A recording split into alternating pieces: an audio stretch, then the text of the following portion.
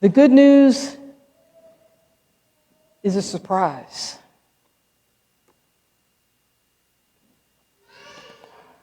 Today is the first Sunday in the season called Lent. You may or may not have this in your growing up faith. I know I didn't. We spoke about this in the Ash Wednesday service, and Ash Wednesday is the beginning of Lent. And it's a time of reflection, and it's a time where one would take ashes, typically, and put them on your forehead as a sign of the cross and as a sign of getting ready and recognizing our mortality. Typically, the line goes ashes to ashes, dust to dust. From dust you have come, and from dust you shall return.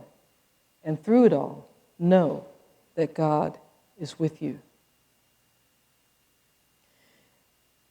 This time of Lent is a time of meditation and preparation, a time of faithfulness, of experiencing the now while preparing for the future of resurrection. For spiritual focus, some use it as a time to give up something, and some use it as a time to take on something.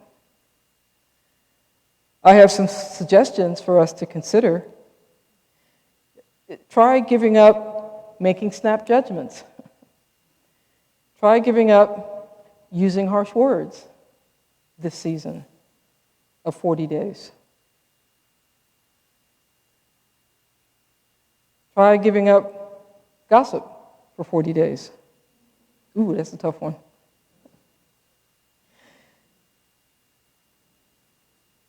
Some have used this time as a way of giving up chocolate or sweets.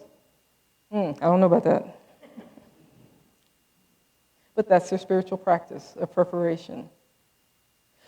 Others have taken on a spiritual practice. So try taking on some spiritual practice, like taking on being kind for these 40 days. Try journaling or meditating for 40 days.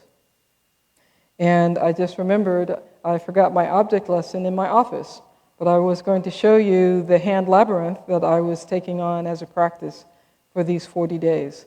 And it's a labyrinth about this big with a little pointer, and the labyrinth is like a maze that you walk. It has one way in and one way out. So just imagine that I'm holding that up in my hand. And if you Google labyrinth, you'll likely see one. And it's a form of meditation. It's a form of opening oneself up to God. We do these things and we see these things in an effort to get us spiritually ready for the celebration of Easter. Now, in the first century, this celebration, this Resurrection Sunday for the first century Christians was used as a time, these 40 days were used as a time of preparation, a time of catechism, a time of learning, a time of studying for 40 days, so that come Easter, they would have a sunrise baptism. They would be baptized into the Christian faith of their day, these followers of the way, followers of Jesus. They also would use this time as a time of hiding, because Christians at that time, followers of the way, were in peril of their lives, of being killed for this new religion, this new taking away from Caesar. They used it as a time to solidify their faith that Christ has died, Christ has risen, Christ will come again in what they have been learning in their Christian faith. And I encourage us to consider a practice that works for you during these 40 days. Our series theme is Tell Me Something Good, grounding ourselves in the good news this Lent. Now I have to admit, when our worship planning team was first looking at I'm looking at Dr. Carla because she's going to laugh with me. I have to admit, when I first heard this theme, and if you're of a certain age and a certain musical background, when you hear "Tell Me Something Good" and you think of the artist Chaka Khan, She has a song that goes, tell me something good, bow, bow. Tell me, tell me, tell me. So I thought, okay, well, I wonder how many people are going to look at tell me something good and think of that. Well, that's okay. Great. That's a great song. Tell me something good. And tell us something good. The good news of the gospel that will ground us in the good news this Lent. Would you agree that we're in need of some good news? We need some grounding, and that is something that helps us to feel more stable, something that helps us to feel more focused and more spiritually in tune with the Holy One. The worship planning team, which is composed of Dr. Robin Hawley-Garsline, our theologian in residence, Dr. Carla Sherrill, our volunteer clergy and member of multiple teams, and myself, are creating a worship experience that we hope will encourage you to go deeper spiritually during this season of Lent and Easter. Our speakers group for Lent is comprised of Dr. Robin, Dr. Carla, Dr. Teresa Tigert, who is currently facilitating the pastoral care team and many other ministries, and Reverend Joanne Ludy of MCC Baltimore, who is a former ministry intern here and is currently heading our daily prayer ministry call, and myself. And we'll be bringing you messages during this Lenten season. Together, we seek to bring this series created by our partner organization, A Sanctified Art, to life. Only God and you can breathe life into this worship. Today's theme and focus, the good news is full of surprises. Can you remember a time when you had a joyful surprise? I see some heads nodding north and south. Yeah.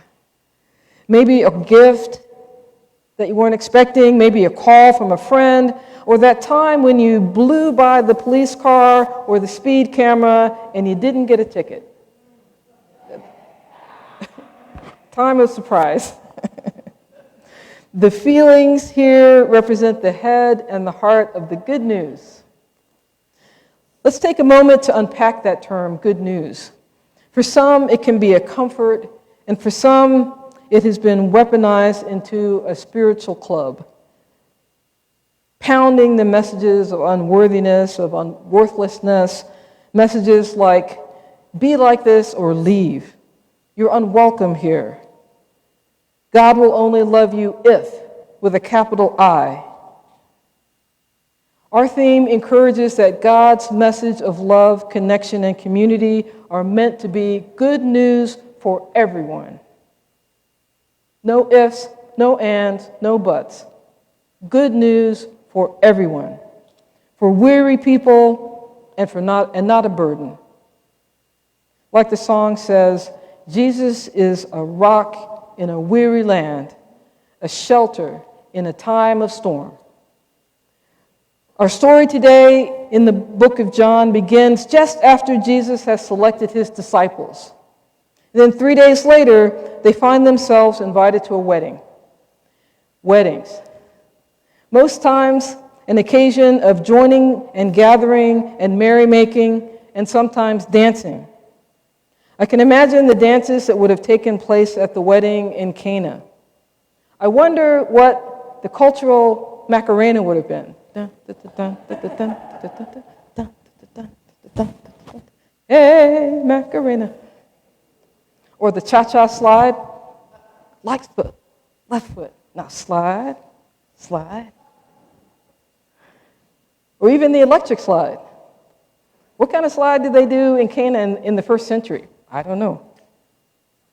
I wonder if Jesus' mother, Mary, who, by the way, is unnamed in this passage, as so many women are in the Bible, was she out on the floor dancing with the other women? Or was she with the other grandmotherly folks at the table directing traffic? You know what I'm talking about? Those grandmotherly people who tell you how to do it and where to go. I remember about a year and a half ago, this congregation joining Dr. Carla and me and our families and our friends to celebrate our wedding. I remember dancing the night away at the press club. Some of you may remember. Okay. I remember my feet hurting at the end of the night. I remember the sense of community and gathering together for the first time post-COVID. As a logistician by training, I remember us planning every detail of the day and of the dinner. My cousin, Dr. Carla, and I sat in the tasting room about a week beforehand and remember tasting something. Oh, yes, this is good. Tasting something else. Oh, no, not in a million years would we inflict this on our community. And then it came to the wine. Red wine, white wine, non-alcoholic red wine, non-alcoholic white wine, champagne, non-alcoholic champagne. How much of each do we provide? What's the formula for X number of people? It was both exhilarating and exhausting. We wrestled over each detail, as I'm sure the bride and groom and the family in this Bible passage did.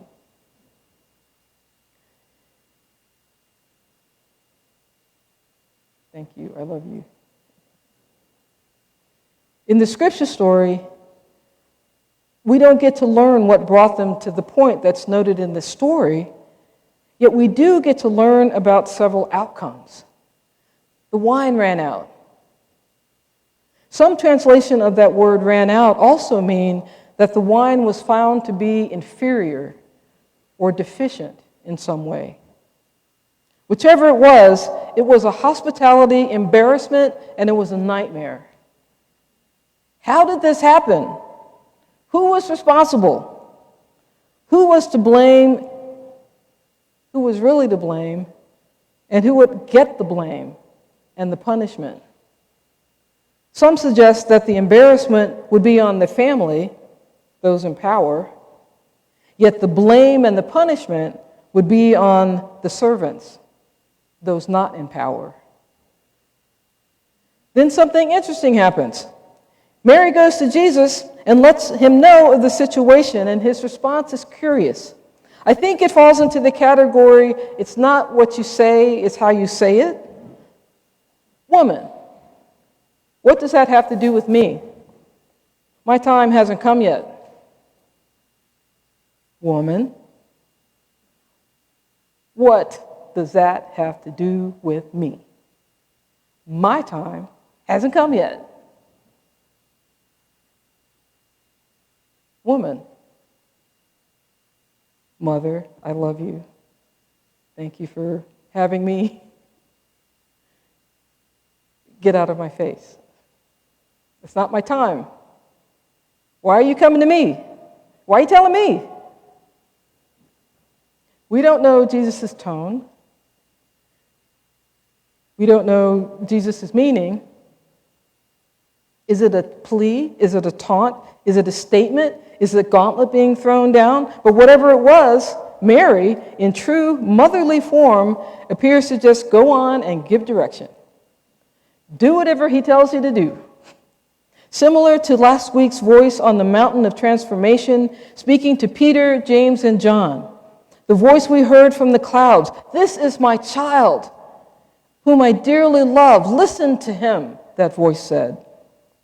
Like those in the story, the challenge for us also is to cut through the noise, cut through the distractions, so that we can find and listen to God's voice and God's voice alone. And then our challenge is to act, to do something. And how do you do this? How do you cut through the noise and the gossip and distractions to actually listen to God?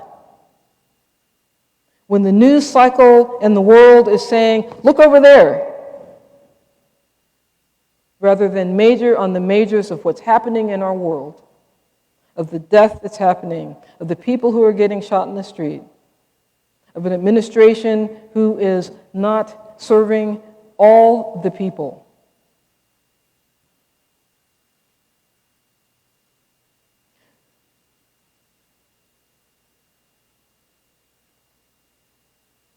Do justice. Love mercy. Move humbly with your God. I'll say again this week, let Micah 6:8 be the verse that gently turns your head back to what counts. God has shown us, O human being, what God desires of us, what is required. Do justice, love mercy, and move humbly with your God. As Jesus moved to provide a solution to this situation, can you just imagine the sheer labor of getting 180 gallons of water, perhaps with only a few buckets, into 6 large jars? Perhaps the water turned to wine, and who knew? The disciples, according to this story, Jesus, of course, his mother, and the servants who did the labor. All kinds of miracles in the background. And you know, those who are serving in the background perform all kinds of miracles that many times we never know about. They perform all kinds of love acts that we in the front often never get to see. Our own ministry crews with servant hearts in the welcome hall, who greet you, who sign you in, who get communion for you, and yes, sometimes on the side slip you a little bit of candy. They're unsung heroes and sheroes. They help keep our children safe in the back. They help watch the door to see who's coming in. They help keep us safe during service. And our online greeters, who help us give hospitality online, who acknowledge the people that say, "Hi, I'm here. Thank you for being here. Hi, where do I get this? Oh, well, you go over here. Thank you for your ministries." These are only a few of our unsung heroes and sheroes of ministry and of this story as well. And you know, they don't do it for the praise. They certainly don't do it for the money. They don't do it for anything other than serving their God, for the blessing and the joy they get for serving. And we applaud and thank you. Won't you join me in applauding our unsung heroes?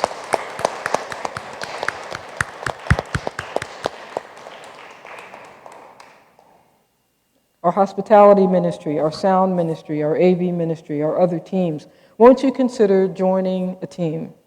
Won't you consider assisting as well, where God may be calling you? And I do want to make mention, we had advertised last week that there was a vacancy on the board of directors. There is no longer a vacancy on the board of directors. I would like to thank Tommy Wiggins for moving forward, who was appointed to the board of directors this week. Thank you, Tommy.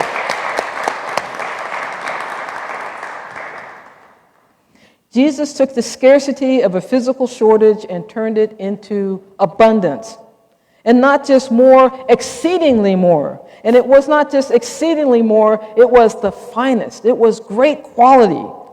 He was behind the scenes, not wanting or needing the spotlight. And isn't it interesting that in the book of John, Jesus' first miracle is not healing, it's not turning the tables of justice or going head to head with the religious authorities and surviving it. It was making sure that a banquet party kept going. The hosts weren't embarrassed, and the disciples and the servants could experience God's wonderment and work behind the scenes. This week, as we put off or as we take on for this season, may we also take note of God's abundance in surprising ways. Be a pleasant surprise to someone this week, and let God surprise you. Amen.